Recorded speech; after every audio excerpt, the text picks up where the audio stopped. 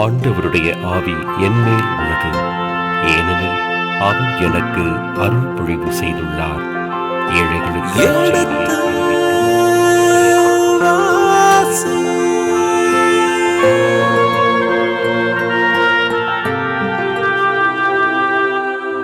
எடுத்து வாசி.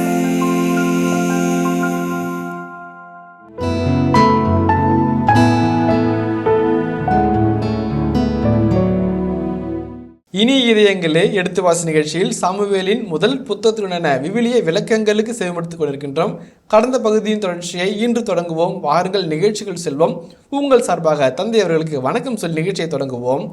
வணக்கம் தந்தை அவர்களே.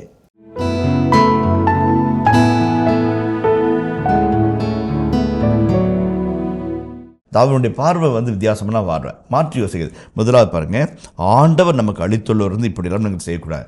என் கை எனக்கு இதை செய்தது, என் அறிவு எனக்கு இதை சாதித்தது, என் வலிமை எனக்கு இதை பெற்றிருந்தது, என் புத்திசாலித்தனம் என்னை சாதிக்க வைத்தது என்று நினைக்கிறவன் ஒருபோதும் நியாயப்படுத்தப்பட முடியாத மனிதராக இருக்கிறார். ஆனால் ஆண்டவர் செய்தார், ஆண்டவர் நமக்கு கொடுத்தது, அவர் கொடுத்தாருயா. படியில் இருக்கிறவர் அவர், நீயா அது பங்கில் அதை பங்கு போடக்கூடாதுன்னு சொல்கிறேன். அழகாக யோசிக்கிறாரா? ரெண்டாவது என்ன பாருங்க, அவரே நம்மை காப்பாற்றி நமக்கு எதிராக வந்த கொள்ளை கூட்டத்தினரை நம் கையில் ஒப்படைத்தார். இப்போ நாம் போனோம், 200 பேர் வரல, 400 பேர் போனோம், 400 பேர் அவனை ஒன்று கொடுக்கல, ஒன்று இல்லைன்னு அடித்தோம். ஒரு நாள் மாலையிலேருந்து அடுத்த நாள் மாலை வரைக்கும் நம்ம போராடினோம். நாம் இல்லை, அவரே நம்மை கொள்ளையடித்து வந்து நம் கரங்கள் நம்ம ஒப்படைத்தார்.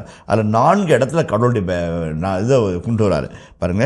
ஆண்டவர் நமக்கு அளித்துள்ளவர் முதலாவது, அவரே நம்மை காப்பாற்றி அவரே நமக்கு எதிராக கொள்ளை கூட நம்ம கேள்வி ஒப்படைத்தார். அழகாக சொல்கிறேன் இல்லைங்களா? சொல்லிட்டு இப்போ ஒரு வார்த்தை சொல்கிறாரு, இதனால் நீ சொல்கிறது யாரையா கேட்பா? ஒரு அழகான அவன் அவன் அப்படி பார்த்து பேசுகிறான், அப்படி பார்த்து பேசாத உள்ளே பார்த்து பேசுன்னு கேட்குறாரு. இட் இஸ் நாட் ஆதி எக்ஸ்ட்ரா, ஆதி இன்த்ரா பார். உடனே நீ யோசிச்சு பாரு, நீ என்னடா சாதிச்சிட்ட? ஆண்டவர் சாதிக்கலையா? ஆண்டவர் செய்யலையா? ஆண்டவர் இல்லாமல் செஞ்சு இதெல்லாம் வந்திருக்குமா? அப்போ தான் யோசிக்கிறேன், நம்ம மாட்ட பார்த்தோம், அதுக்கு பின்னாடி ஆண்டவரை பார்க்கலையே. நல்ல தலைவன் என்பவன் பின்புலத்தை நமக்கு உணர்த்தி காட்டுவார். ரொம்ப அழகான ஒரு செய்தி. அதான் இதை போட்டு நீங்கள் சொல்கிறது யார் கேட்பாப்பா? அப்போ என்ன சொல்கிறது? நானும் கேட்க மாட்டேன்னு தானே சொல்கிறாரு. இந்த யாரா கேட்பா? யாராவது கேட்பாங்களா? நான் கேட்கணுமா? அழகாக ஒரு கேள்வி. அப்போ இன்னொருத்துக்கிறேங்க, ஏனெனில் போரிட செல்வோரின் பங்கு எவ்வளவோ அதே அளவுதான் போர் பொருளை பாதுகாத்தவரின் பங்கும் இருக்கும். என்னன்னாக்க இவங்க 200 பேர் உட்காந்துட்டாங்கல்ல, அவங்க தண்டமாக இல்லைங்க, அவங்க சோறு செஞ்சு கொடுத்துருப்பாங்க, ஆயுதங்கள் ரெடி பண்ணி கொடுத்துருப்பாங்க, அவங்களோட உடைமைகளை பாதுகாப்பாக வச்சுருப்பாங்க, அவங்களுக்கு தண்ணி தேவைப்பட தண்ணி போய் கொடுத்துருப்பாங்க. ஒரு நாள் மல்ல அடுத்த நாள் வரைக்கும் போராடுறாங்கனாக்க எல்லாத்த ப்ரொவிஷன் இருக்கு இல்லைங்களா? நான் முன் நம்பரில் சொன்னேன், Roman army moves by stomach இல்லைங்களா?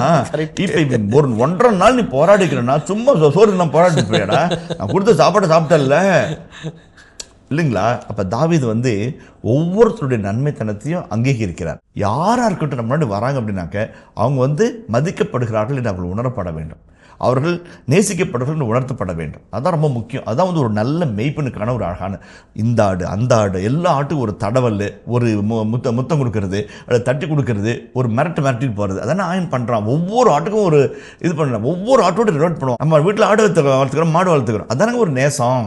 அதுதான் இந்த அரசன் 200 பேர் வரல, போர்க்களத்தில் வரல, நம்ம சண்டை முடிச்சோம் வரக்கூட பாகுபாடு என்ன? நீ உனக்கு எவ்வளோ 200 தாளந்தா, இவனுக்கு 200 தான் கொடு, இவன் எல்லாம் நீ போராடி இருப்பியா? இவன் மட்டும் ஏன் நான் வைத்து நீ கீழே ஏன் நிற்கிற? நல்ல தலைவனுடைய மனப்பக்குவம், அழகான ஒரு ஆளுமை, அழகான ஒரு மனப்பக்குவம், நல்ல மனப்பக்குவம். அதான் ரொம்ப இப்போ அது சில சமயத்தில் ஒரு அருமையான வார்த்தையாக இருக்குது. ஏன்னா அந்த கடைசி வசனம் ரொம்ப ரொம்ப முக்கியமான வசனம். சட்டங்கள் எப்படி ஏற்றப்படுகிறது? சட்டம் இல்லை, அதாவது necessity is the mother of invention என்று சொல்வார்கள்.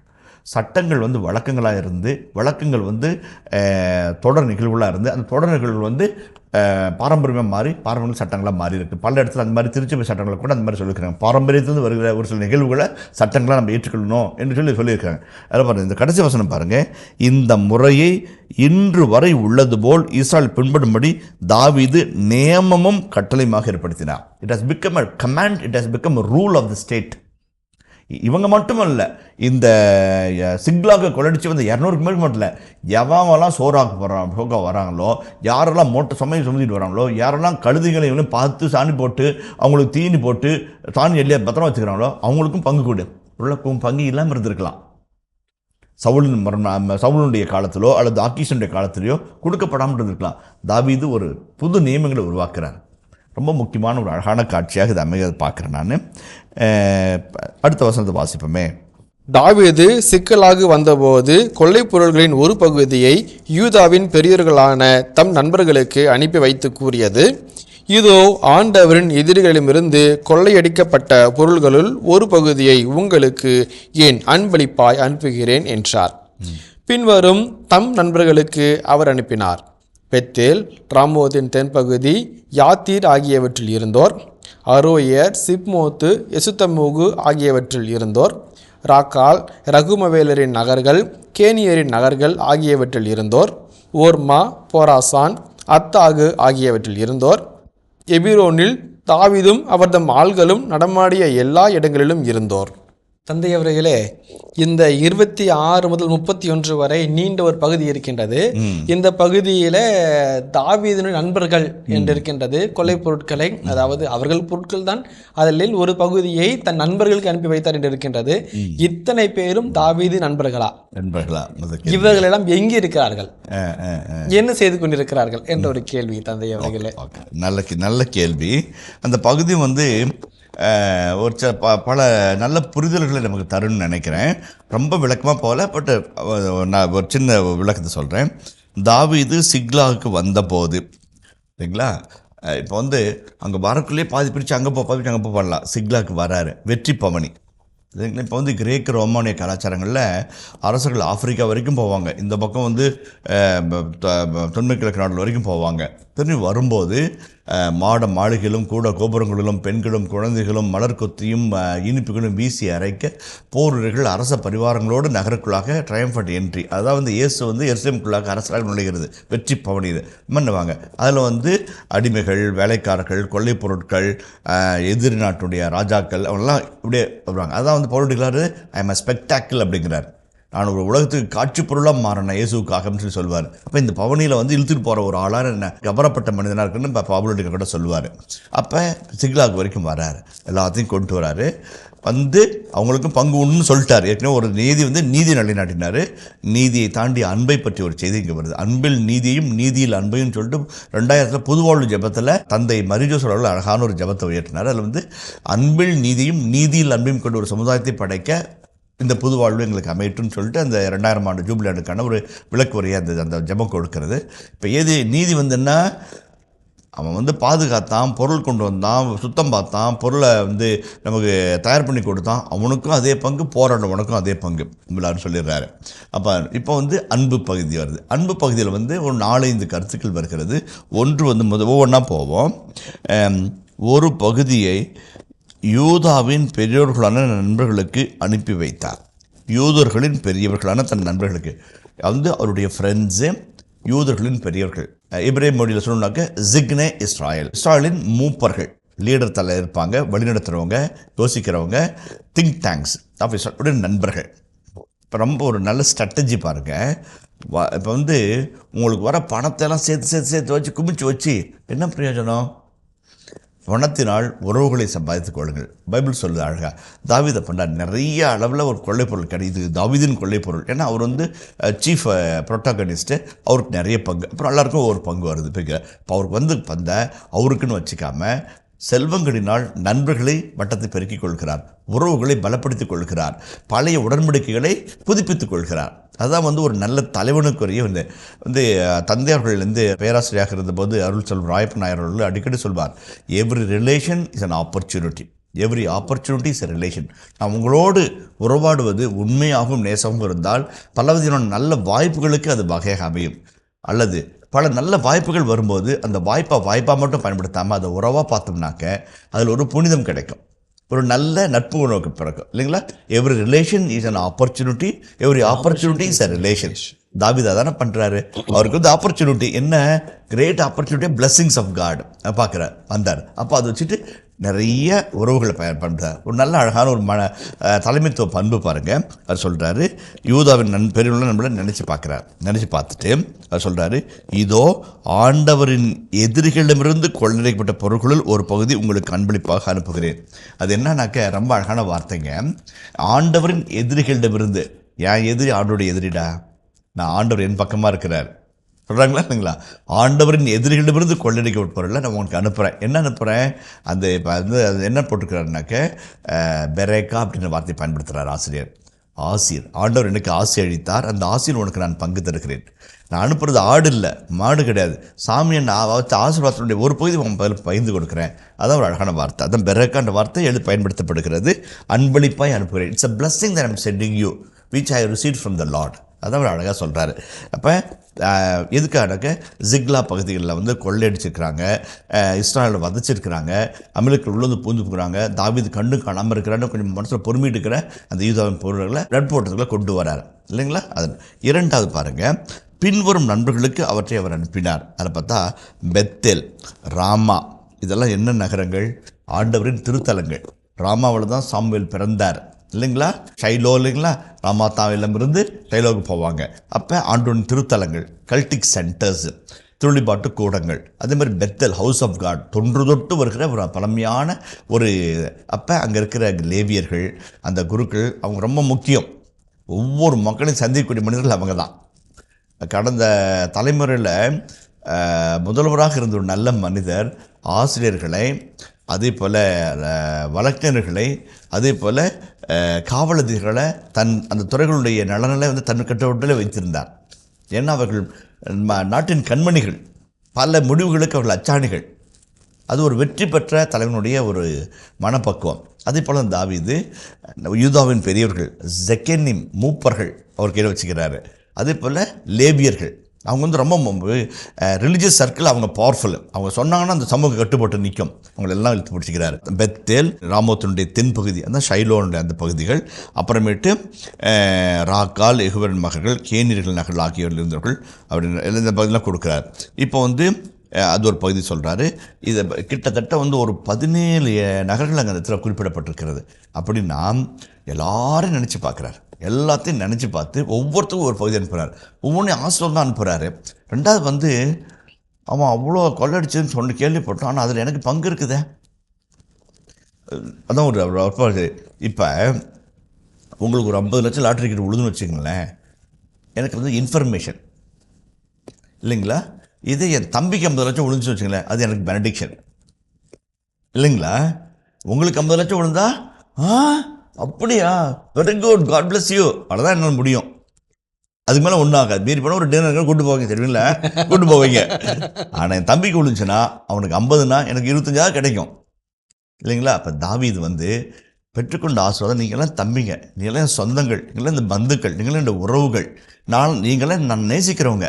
என்னை ஆண்டவர் ஆஸ்வதிக்கும் போது உங்கள் எல்லாரும் நான் நினைவுக்கு இருந்தேன். நான் துக்கமாக இருக்கும்போது நீ நினச்சிக்கணும்.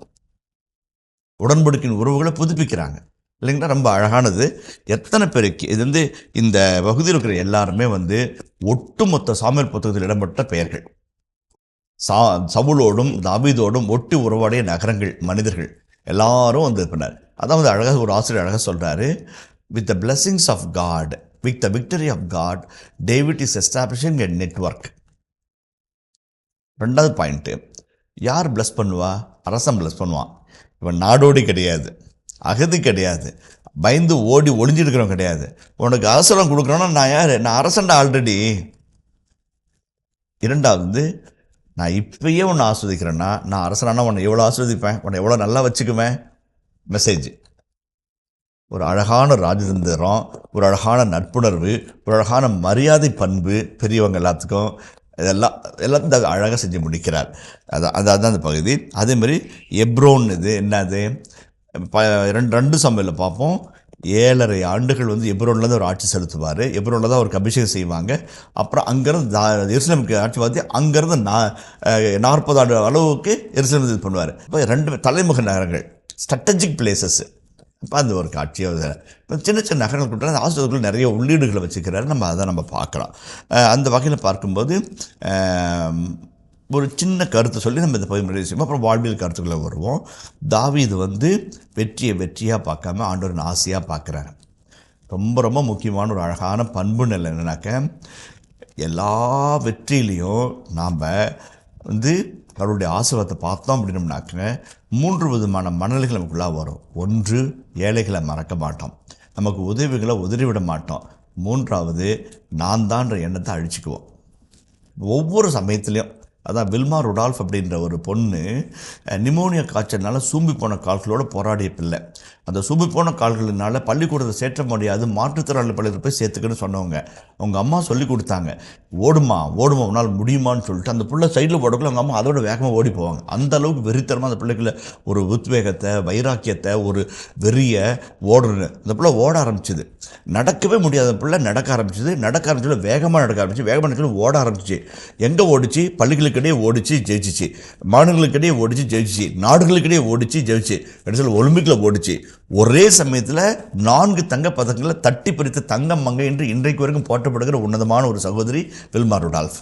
ஒரு உடல்நலமற்ற குழந்தை, மாற்றுத்திறனாளி குழந்தை, ஒரு 4 சமயத்தில் அப்போ 4 தங்கப்பதக்கத்தை கையில் பிடிச்சி சிரித்த முகமாக இருக்கும்போது அப்படி மின்னி பளிச்சுன்னு கேமராக்கள் மின்னும் போது அவங்க சொன்னாங்க, நீங்கள் தங்க பதக்கத்தை பார்க்குறீங்க, இந்த தங்க பதக்கத்துக்கு முன்னாடி எங்கள் அம்மானுடைய கண்ணீரும் வைராக்கியமோ அவங்களை என்னை தூக்கி பிடிச்ச அந்த வலிமையான கரங்களை நான் பார்க்குறேன்னு சொல்லக்குள்ள 50,000 பேர் அந்த ஒலிம்பிக் அரங்கத்தில் எழுந்துச்சின்னு கைத்தட்டுறாங்க. அதான் அந்த வில்மா ருடால்ஃப் போல தான் நாம் நம்முடைய வெற்றி, நம்முடைய பாராட்டு, நம்முடைய கைக்குலுக்கள், நம்முடைய கன்னத்தில் முத்தமிடுகிறது, அணைத்துக்கொள்ளுது, நம்மளை தூக்கி பிடிக்கிறது, வாழ்கன்னு சொல்கிறது, எல்லாத்துக்கும் பின்னாடி இருக்கிற ஆண்டவரை பார்த்துட்டோம் அப்படின்னம்னாக்க அது வாழ்வு. அது வெற்றியில் ஒரு வாழ்வாக மாறும், வெற்றியின் வாழ்வாக மாறும், உண்மையான வெற்றியின் மனிதனாக நம்ம மாறுவோம். 2வது கருத்து ரொம்ப அழகாக சொல்லுவாங்க, பழங்களை ருசிக்கும் போது வேர்களை மறந்து விடாதீர்கள். பழங்களை ருசிக்கும் போது வேர்களை மறந்துட. வெற்றின்னு ஒன்று உங்கள் கழுத்தில் வந்து அப்படி மாலையாகவும் பாராட்டாகவும் விழும்போது அந்த வெற்றியின் பின்னில் எத்தனையோ பேர் கைத்தட்டியிருப்பாங்க, எத்தனையோ பேர் தூக்கி விட்டுருப்பாங்க, எத்தனையோ பேர் வந்து இழுத்து பிடிச்சிருப்பாங்க.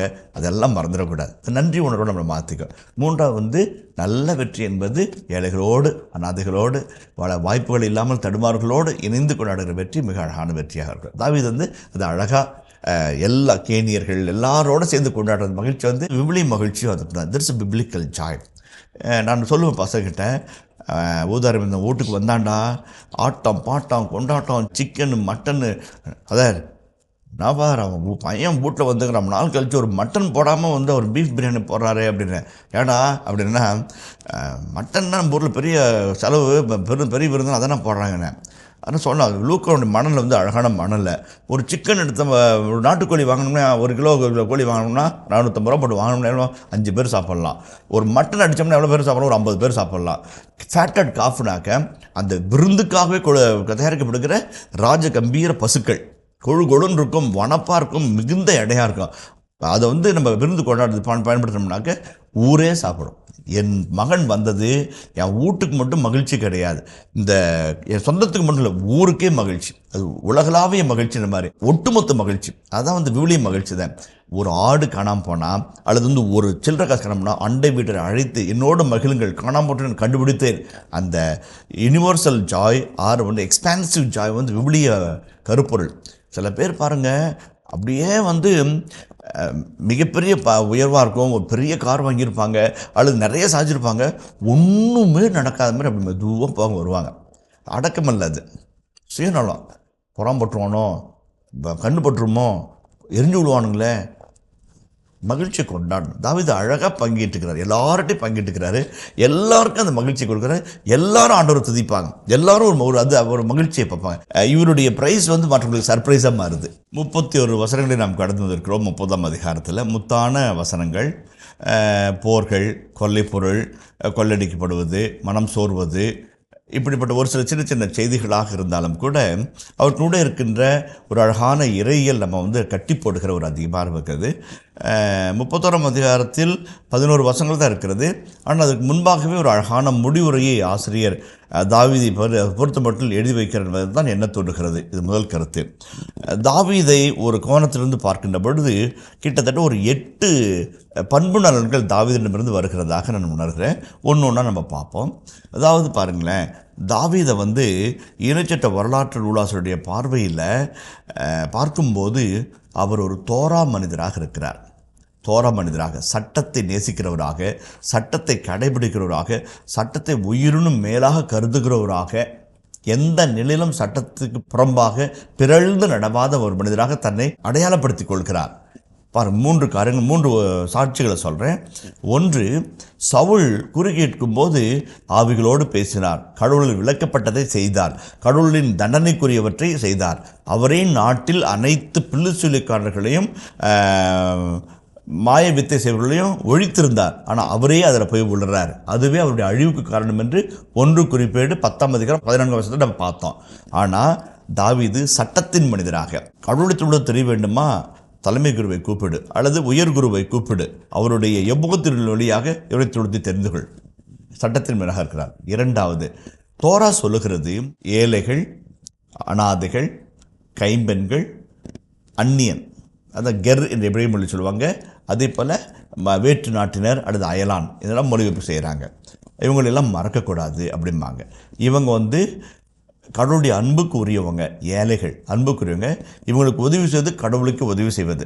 இவங்களுக்கு உதவ வேண்டியது ஏதோ உங்கள் தர்ம சிந்தனையால் வருகிற ஒரு பரோபகரமான ஒரு தயாள உள்ளம் கிடையாது.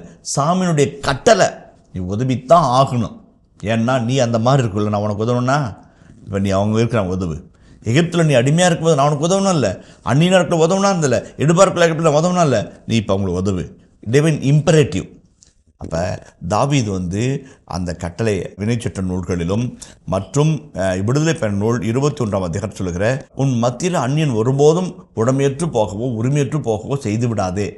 இப்போ இந்த எகிப்திய அடிமை அமலேக்கியனுடைய வேலைக்காரனுக்கு தயவு காட்டுகிறார், தோராவின் மனிதராக செயல்படுகிறார். 3வது, போரடிக்கும் மாட்டின் வாயை கட்டாதே. இறைச்சட்ட நூல் அழகாக சொல்லுது, ஒரு மாட்டை வச்சு நம்ம போரடிக்கிறோம்னாக்க அது என்ன தின்ற போது, அது வாயை கட்டி வச்சு நெல் புல் மேலே தின்றக்கூடாது, அல்லது வைக்க போல போரடிக்கும் மாட்டின் வாயை கட்டாதே. செம அழகாக சொல்கிறாரு, வேலையால் கூலிக்கு உரிமை உடையவன். இப்போ போரில் கத்தி தூக்கி ரத்த சிந்தி போராடலனா கூட சோறாக்குறவங்க, கத்தி தீட்டுறவங்க, அல்லது உற்சாகம் கொடுக்குறவங்க, தண்ணி கொண்டு தரவங்க, இவங்களும் அந்த போருக்குள்ளே தானே, அவங்களுக்கும் உதவி செய்யணும்ல. அப்போ அவங்களுக்கும் உரிய கூலியும் நியாயமான கூலியும் கொடுக்கணும் மூலமாக சட்டத்தின் மனிதனாக. இப்போ நிறைய சொல்லிக்கிட்டே போகலாம். இந்த பகுதியில் சவுல் சட்டத்தை பிறழ்ந்தவராக, சட்டத்தை மறந்தவராக, சட்டத்தை மறுத்தவராக சித்தரிக்கப்படுகிறார் பழைய காரணம். இப்போ அதுக்கு மாற்று மனிதராக தாவீது சட்டத்தின் மனிதராக, தோரா மனிதராக, இஸ் தோரா கிங். இனிய இதயங்களே, எடுத்து வாசி நிகழ்ச்சியில் சாமுவேலின் முதல் புத்தகத்துடனான விவிலிய இறை வசனங்களுக்கு செவிமடுத்துக் கொண்டிருக்கின்றோம். இதன் தொடர்ச்சியை மீண்டும் அடுத்த பகுதியில் பார்ப்போம். அதுவரை இணைந்திருங்கள். இயேசுவுக்கே புகழ், இயேசுவுக்கே நன்றி, மரியே வாழ்க. தனக்கு மாற்று கருத்து சொன்ன தீயவரும் கயவர்களையும் பார்த்து என் சகோதரர்களைன்னு சொல்கிறாரு இல்லைங்களா. அப்போ இந்த ஃப்ரெண்ட்லி அப்ரோச்சு இதெல்லாமே ஒரு தோரா கிங்குக்கு உரிய ஒரு நல்லவரான, அதான் எல்லா இறையடியார்களுக்குரிய பண்பு நலன்கள். இயேசு தந்தையை நேசினால தந்தையினுடைய இறக்கம், உங்கள் தந்தை இறக்கமான இருக்கோ அவரும் இறக்கமா, பணிவு கனிவு எல்லாமே அவருடைய. அப்போ தாவீது கடவுளுக்கு உரியவராக இருந்தால் இந்த ஏத்துக்கு வந்தவன் இவன் தான் அப்படின்னால